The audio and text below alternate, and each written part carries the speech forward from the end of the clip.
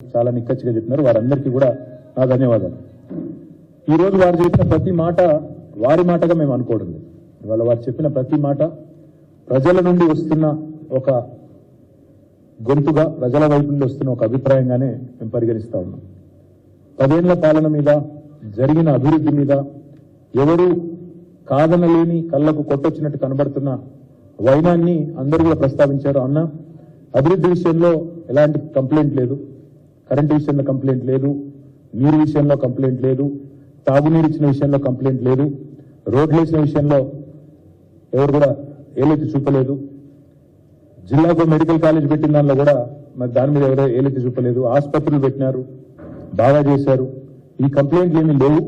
కానీ కొన్ని విషయాలు, ఎందుకంటే మనం ఓడిపోయింది కూడా కేవలం 1.85% తేడాతోనే ఓడిపోయినాం, ఒక 5 లక్షల ఓట్లతో ఓడిపోయినాం. కొన్ని చిన్న చిన్న లోటుపాట్లు సవరించుకుంటే బాగుండేది అనే మాట చెప్పారు.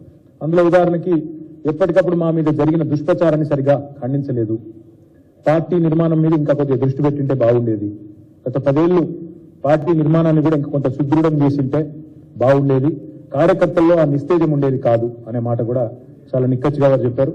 అవతల వాళ్ళు చెప్పిన అబద్ధాలు, ఇంటికో ఉద్యోగం ఇస్తాము అని మేము అన్నట్టు, అనని మాటను అన్నట్టు, వారు ఉద్యోగం ఇస్తాము, ఇంటికో ఉద్యోగం ఇస్తామన్నారు అని చెప్పి వారు చేసిన ప్రచారాన్ని మేము సరైన సమయంలో ఖండించలేదనే మాటను, లేదా భారతదేశంలోనే అత్యధికంగా ప్రభుత్వ ఉద్యోగాల నియామకాలు చేసి కూడా దాన్ని సమర్థవంతంగా చెప్పుకోలేకపోయినాము, సోషల్ మీడియాలో ఇంకా బాగా చెప్పిండాల్సింది అనే మాట కానీ, ఈ ప్రాపగాండా వల్ల కొంత యూత్ ప్రభావితమైంది, దూరమైంది మనకి అనే మాట కానీ, భారతదేశంలోనే అత్యధికంగా ప్రభుత్వ ఉద్యోగులకు జీతాలు ఇచ్చి ఆ విషయాన్ని కూడా వాళ్ళలో రిజిస్టర్ చేయడంలో చిన్న చిన్న లోటుపాట్లుంటే వాటిని కూడా సరిగ్గా మనం అడ్రస్ చేయలేకపోయినామనే మాటని, ఇంకా తర్వాత సహజంగా ఇంకా కొన్ని ఇతర అంశాలు కూడా పార్టీ సంస్థాగత నిర్మాణం గురించి కూడా వారు చెప్పారు.